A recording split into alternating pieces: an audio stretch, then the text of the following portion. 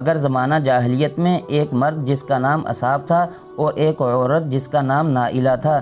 ان دونوں خبیثوں نے خانہ کعبہ کے اندر زناکاری کر لی تو ان دونوں پر یہ قہر الہی نازل ہو گیا کہ یہ دونوں مسخ ہو کر پتھر کی مورت اور بت بن گئے۔ پھر زمانہ جاہلیت کے بت پرستوں نے ان دونوں مجسموں کو کعبہ سے اٹھا کر صفا و مروہ کے دونوں پہاڑیوں پر رکھ دیا اور ان دونوں بتوں کی پوجا کرنے لگے۔ پھر جب عرب میں اسلام پھیل گیا تو مسلمان اصاف و نائلہ دونوں بتوں کی وجہ سے ان دونوں پہاڑیوں پر جانے کو گناہ سمجھنے لگے۔ اس وقت اللہ تبارک و تعالیٰ نے قرآن مجید میں یہ حکم نازل فرمایا کہ صفا و مروہ کے طواف اور ان دونوں کی زیارت میں کوئی حرج و گناہ نہیں، بلکہ حج و عمرہ دونوں عبادتوں میں صفا و مروہ کا طواف ضروری ہے۔ فتح مکہ کے دن حضور صلی اللہ علیہ وسلم نے ان دونوں پہاڑیوں پر سے اصاف و نائلہ دونوں بتوں کو توڑ پھوڑ کر نیست و نابود کر دیا اور ان دونوں پہاڑیوں کو حسب دستور